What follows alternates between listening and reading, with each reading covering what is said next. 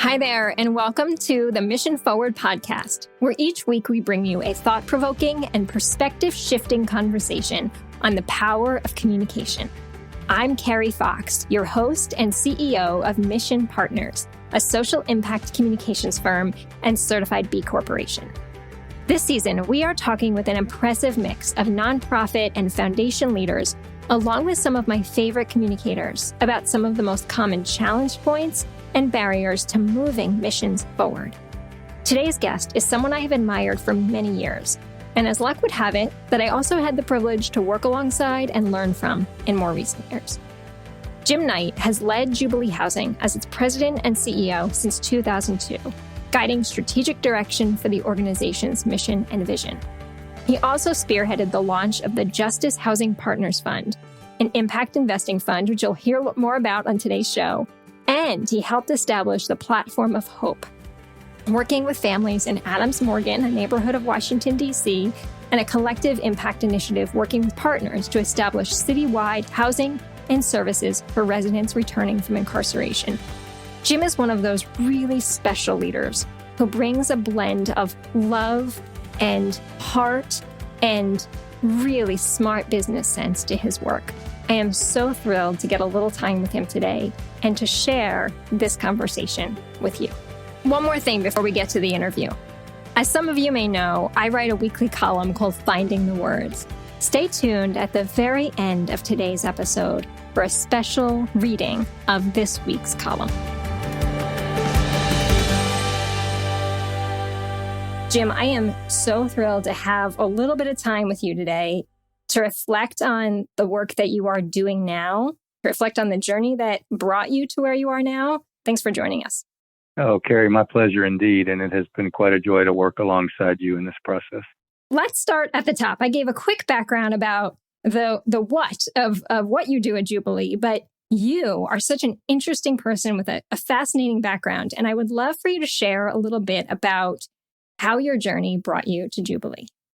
Yeah, I appreciate that opportunity. It is really meaningful to reflect on the journey, because at different points along the way, each of us might remember how we got where we are differently. And today, at least, the way that question resonates for me is I was really at a life change moment that I hadn't really planned, and came to realize that the work that I was doing, while I enjoyed it and found it to be valuable, just was clearly not going to be my long-term future. And so I was soul searching a bit, and fortunate to be connected to a faith community in my hometown, and working with a pastor and mentor there, raised the question, maybe I should head off to seminary. And he sort of surprised me with his response. He said, maybe you should, but I've got another thought for you. And I said, okay, shoot.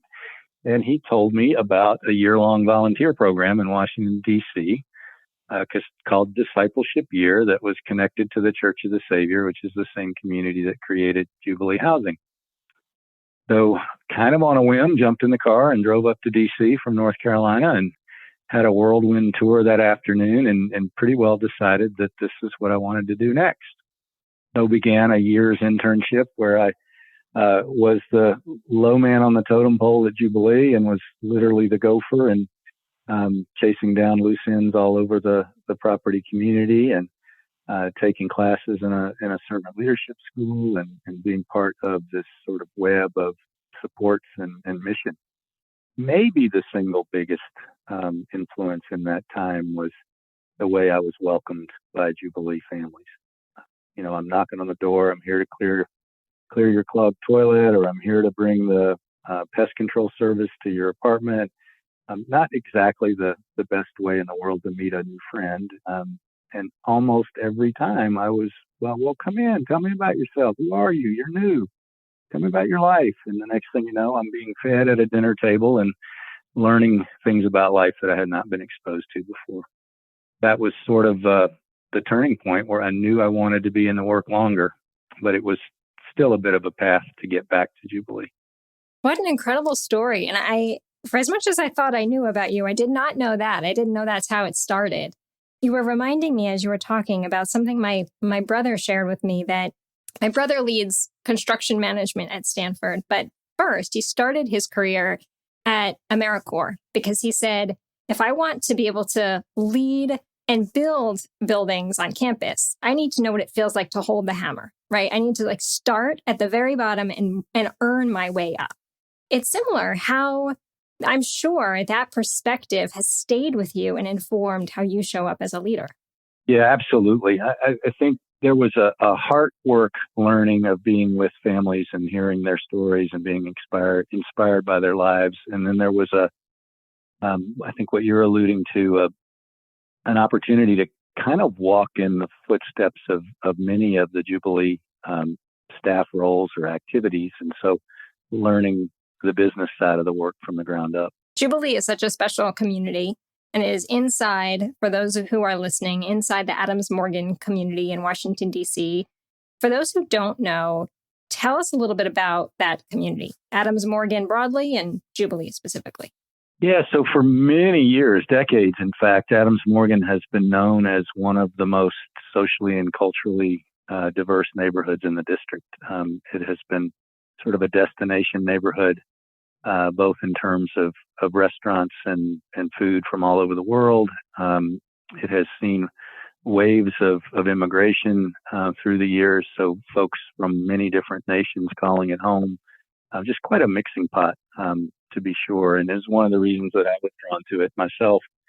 I think over the years, though, as the district has seen so much investment in new infrastructure, including housing and other resources, that diversity is under a bit of threat right now. And so our work is, I think, more important than it's ever been to ensure that residents who don't have high-end incomes are able to continue to enjoy neighborhoods they've lived in for decades. A little bit more specific to Jubilee, serving about 600 people a year these days, and quite a mix across the age spectrum, from the youngest children to the oldest seniors. I think the racial demographics tend to be about 2/3 African American, about 1/3 Hispanic, but all sorts of characters in and out and throughout that mix. And kind of a couple of my favorite qualities of community members, just an indomitable spirit to continue to persevere, to press on, and then a crazy kind of joy that comes along with that. So many of the families that live in our community are earning some of the smallest salaries around and don't have a whole lot of dollars left at the end of the month, and yet there is a kind of a joyfulness and a zest for life that is really contagious. I mentioned at the top justice housing, and I know that phrase, those words are really important to you and they're important to your community. And, here we are on a podcast, a communications podcast, and we're talking about the power of words.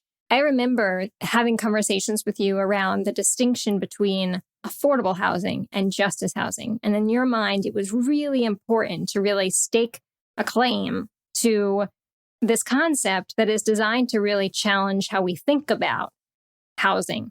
And I'd love for you to talk a little bit more about that. Why was justice housing so important to you? Oh, it's such an important question. And we so appreciated your work and your team's work in helping us flesh this out. I guess I will find out with your audience now whether I have internalized the answer as well as I think I have.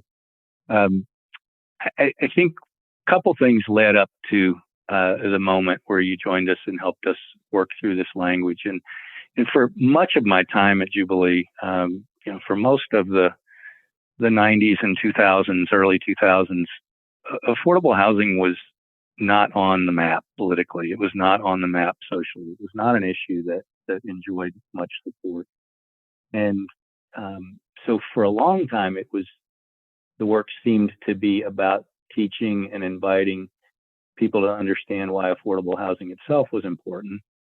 I guess I would say after the economic collapse in 08 and 09, that had an effect, and I'm not saying solely that collapse, but about that time period, this issue of housing that is affordable began to climb up the income spectrum. And you had middle income people who were earning comfortable livings who were also now all of a sudden feeling a pinch around affording housing. The district was the popularity of the district was on the rise. The housing stock was not keeping pace with demand. And so prices were just going through the roof. And it wasn't hard to get people to understand why affordable housing was important anymore. But what was hard with that sort of rise in income and the more ubiquitous sense of why it was important, those at the bottom of the spectrum started to lose out. So affordable at median income or just below median income, important for a city, important for a region, but not within the reach of people earning a minimum wage and sort of where Jubilee families tend to be. And so we needed to figure out a way to differentiate that need. And so on the one hand, it's how do we differentiate ourselves from this broader idea of affordable? But on the other hand, it's also a human rights issue. It's also critical that each and every person has access to housing that is safe and high quality. And so it's a matter of justice if you think about it that way. And so it's justice for the individuals who haven't had it. As you helped us work through this, the first pillar of justice housing is deeply affordable to those with the greatest barriers. And so the second half of that phrase, greatest barriers, began to mean more to us. And so that led us into places like men and women coming home from incarceration who carried stigma alongside income gaps. And so justice for those people, the flip side, justice for a city. We need to have neighborhoods that are socially and economically diverse. As the equity and inclusion movement has regained our attention, cities and neighborhoods can't be equitable if they're not inclusive. So justice housing helps both that individual who may not otherwise have a safe place to be. It also helps everyone by keeping us diverse and inclusive. Did I pass? It sure does. You got it. And it sounds just as good now, Jim, as the first time I heard you say it. So, you know what's interesting is we were working together on the justice housing work in 2018, maybe into 2019, but certainly before 2020. And then we think about how much of our world or society, our economy has changed and how the impact of COVID and of the racial reckoning that our nation has had on the election and all the political environment and the divisiveness. You know, there have been so many swirls in our society that I'm sure have had a meaningful impact on your community.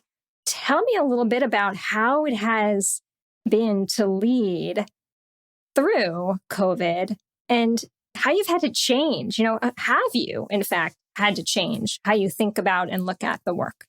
Yeah, you asked such deep questions, Carrie. I think two quick answers, and we can unpack a little bit more. But first, it's been disorienting. Nothing is the same, and so a lot of change and adapting to be done.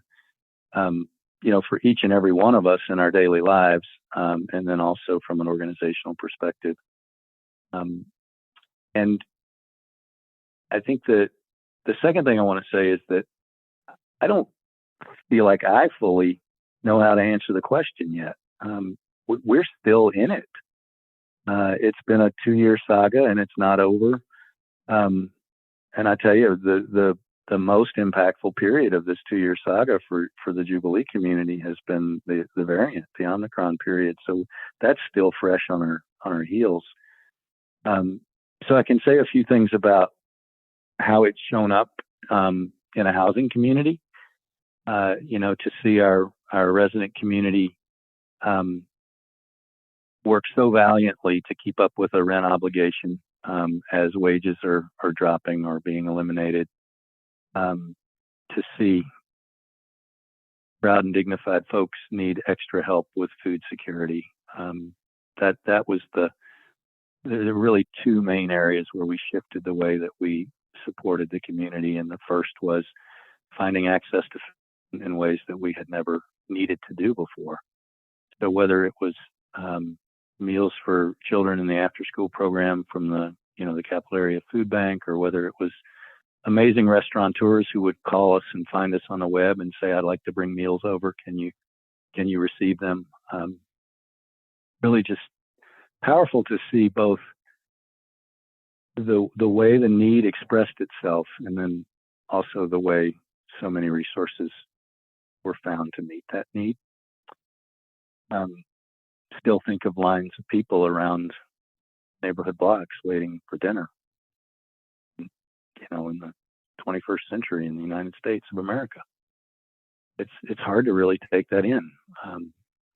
Another place where our direct services were needed to adjust, and I'm just so proud of our team around this, was school shut down, as you know, everywhere. And so this virtual learning experiment was very difficult. There was a period of time in the first year where the District of Columbia public school system had lost track of 38% of its students, never made an online class, didn't know where they were, how they were, who they were, because of gaps in access to, a pad, or if maybe you have a computer but you don't have good internet, or whatever those pieces of breakdown were. We were super proud to be able to fill gaps with computers, with internet access and those things, and sitting down with families and sitting down with kiddos and helping them log on and be connected. So 100% of Jubilee kids remained connected during that process. But the learning loss is pretty profound. And so what do we do about that over time? And then we were one of the first community-based groups to move into a hybrid setting a year or so into the pandemic. So we were having in-person programming well before the schools reopened.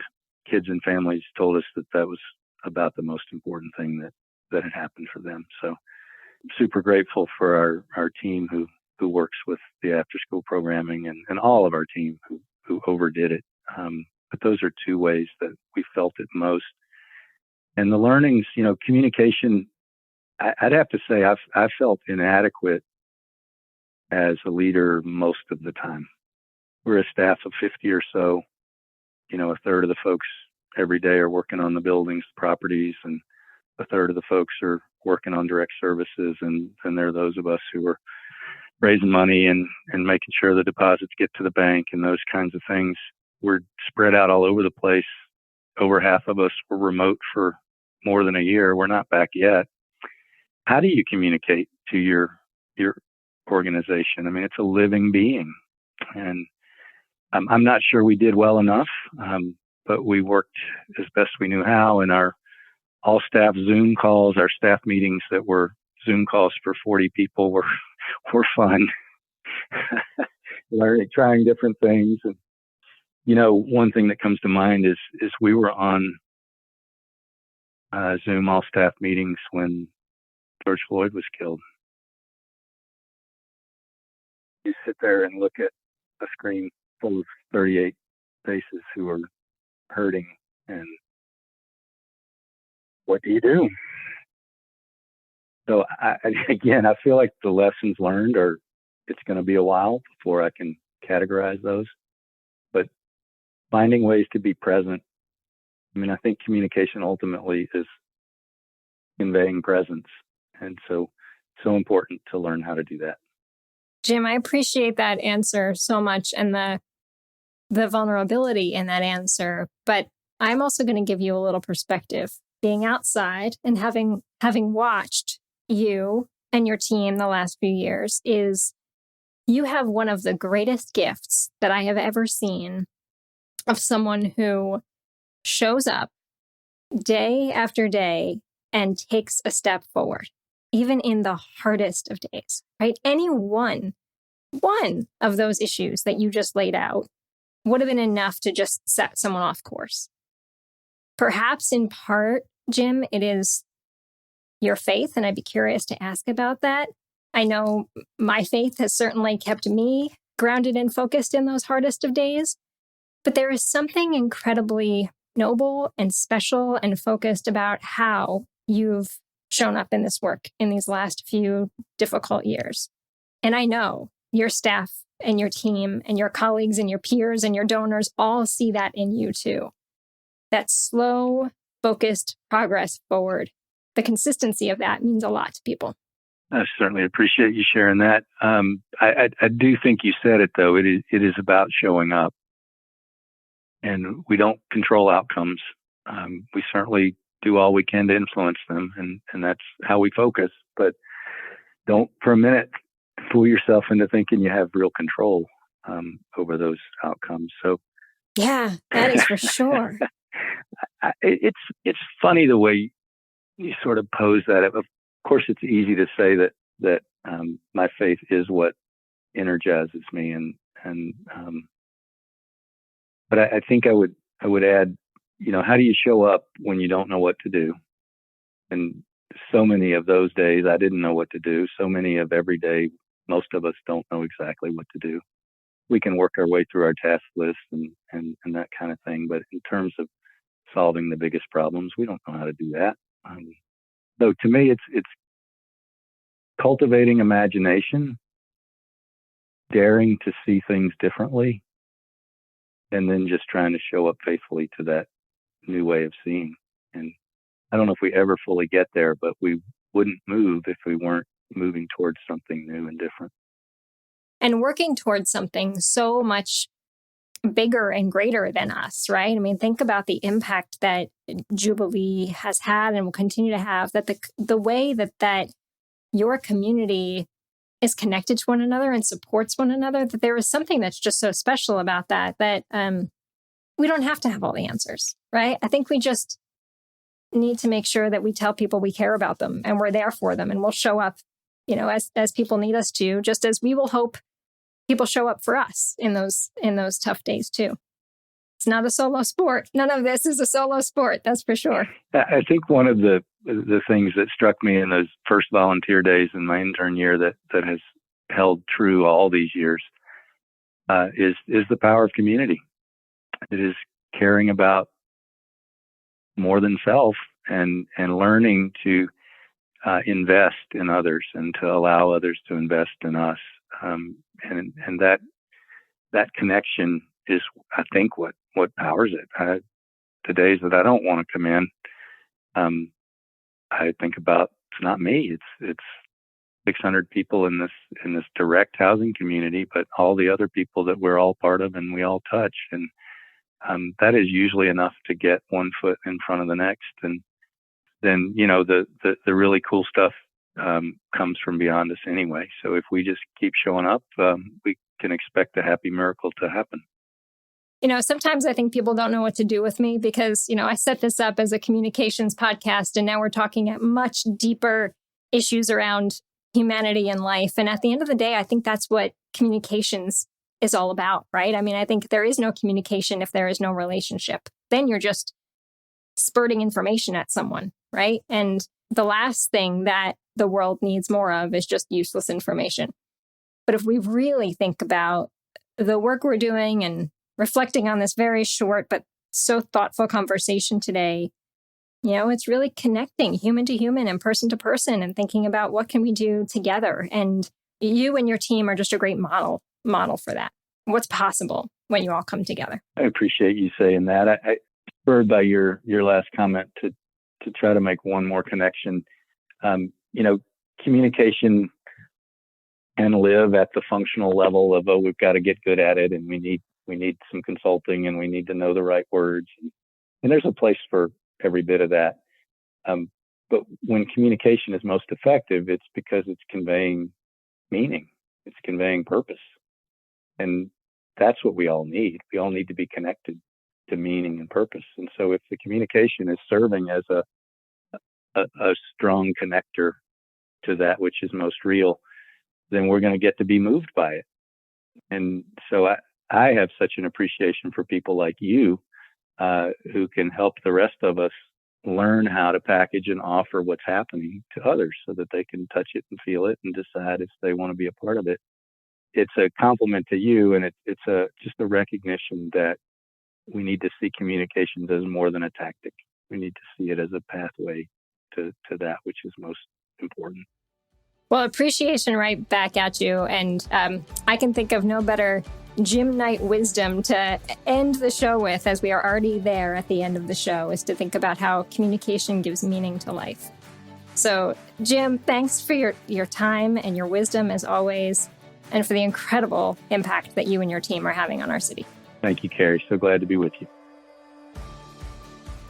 Mission Forward is produced with the support of Sadie Lockhart and the Mission Partners team in association with True Story FM. Engineering by Pete Wright. Music this week is by Slipstream and Josh Leake. If your podcast app allows ratings and reviews, we hope you will consider doing just that for our show. But the best thing you can do to support Mission Forward is simply to share the show with a friend or colleague. Thanks for your support, and we'll see you next time.